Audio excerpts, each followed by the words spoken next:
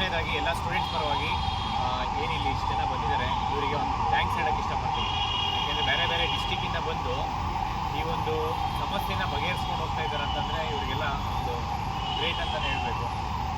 ಇವತ್ತು ಬಂದಿರೋ ಉದ್ದೇಶ ಏನಪ್ಪ ಅಂತಂದರೆ ಪ್ರೈಮರಿ ಮತ್ತು ಹೈಸ್ಕೂಲ್ ಟೀಚರ್ಸು ರಿಕ್ರೂಟ್ಮೆಂಟಲ್ಲಿ ಒಂದು ಬ್ಯಾಕ್ಲಾಗ್ಸ್ ಮಾರ್ಕ್ಸ್ 20% ಕನ್ಸಿಡರ್ ಮಾಡ್ತಾಯಿದ್ರು. ಮತ್ತು BEd ಮಾರ್ಕ್ಸು 10%, ಒಂದು ಟೆಟ್ಟು 20%, CETದು 50% ಇತ್ತು. ನಮಗೆ ಈ ಒಂದು ಟೀಚರ್ ರಿಕ್ರೂಟ್ಮೆಂಟಲ್ಲಿ ಬ್ಯಾಕ್ಲಾಗ್ಸ್ ಸ್ಕೋರ್ಸ್ ಏನಿದೆ ಅದನ್ನು ಕೈ ಬಿಡಬೇಕು ಅನ್ನೋದು ನಮ್ಮ ಒಂದು ಉದ್ದೇಶ ಇದೆ.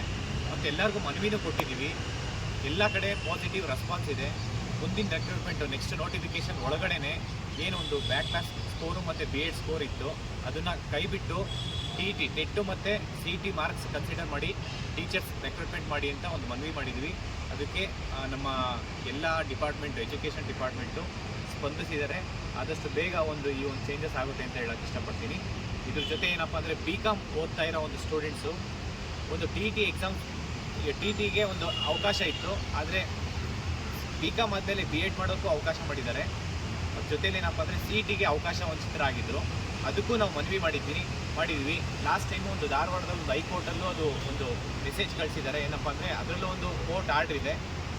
ಒಂದು BCom ಮಾಡಿದವ್ರಿಗೆ BEd ಅವಕಾಶ ಇತ್ತು, TETಗೆ ಅವಕಾಶ ಇತ್ತು, ಮತ್ತು CETಗೆ ಅವಕಾಶ ಮಾಡಿಕೊಡಿ ಅಂತ ಕೋರ್ಟ್ ಆರ್ಡ್ರೂ ಇದೆ.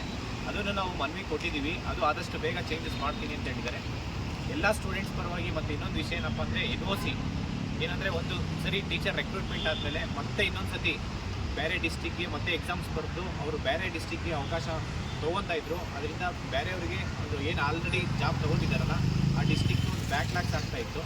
ಆ ಒಂದು ಹುದ್ದೆ ಆ ಥರದ್ದು ಅವಾಯ್ಡ್ ಮಾಡಬೇಕಂತ NOCದು ಅದನ್ನು ಒಂದು ಕ್ಯಾನ್ಸಲ್ ಮಾಡಬೇಕಂತ ಒಂದು ಮನವಿ ಕೊಡ್ತಾ ಇದ್ದೀವಿ. ಅದನ್ನು ಕೂಡ ನಮ್ಮ ಸ್ಟೂಡೆಂಟ್ಸ್ ಪರವಾಗಿ ಒಂದು ಸರ್ಕಾರ ಇರ್ಬೋದು ಮತ್ತು ಆಫೀಸರ್ಸ್ ಯಾರಿದ್ದಾರೆ ಕಮಿಷನರು ಅವರೆಲ್ಲರೂ ನಮಗೆ ಸ್ಪಂದಿಸಿ ಅದನ್ನು ಕ್ಯಾನ್ಸಲ್ ಮಾಡ್ತೀನಿ ಅಂತ ಹೇಳಿದ್ದಾರೆ. ಮತ್ತು ಇನ್ನೊಂದು ವಿಷಯ ಏನಪ್ಪ ಅಂತಂದರೆ ನಮ್ಮ ಸರ್ಕಾರಕ್ಕೆ ಎಲ್ಲ ಸ್ಟೂಡೆಂಟ್ಸ್ ಪರವಾಗಿ ಒಂದು ಥ್ಯಾಂಕ್ಸ್ ಹೇಳೋಕ್ಕೆ ಇಷ್ಟಪಡ್ತೀನಿ. ಮತ್ತು ಸ್ಟೂಡೆಂಟ್ಸು ಅಷ್ಟೇ ಸುಮಾರು 1 ವರ್ಷದಿಂದ ನಾವು ಏಜ್ ರಿಲ್ಯಾಕ್ಸೇಷನ್ ಕೇಳ್ತಾ ಇದ್ವಿ. ಆ ಏಜ್ ರಿಲ್ಯಾಕ್ಸೇಷನ್ನು ಇವಾಗ ಸರ್ಕಾರ ನಮ್ಮ ಒಂದು ಮನವಿಗೆ ಸ್ಪಂದಿಸಿ ಅಂದರೆ 3 ವರ್ಷ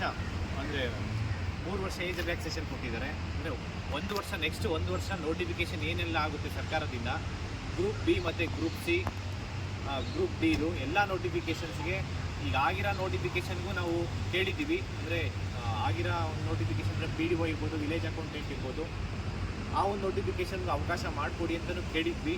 ಬಟ್ ಆದರೆ ಈ ಒಂದು ಆರ್ಡರ್ ಬರೋವರೆಗೂ ನೋಡಬೇಕು.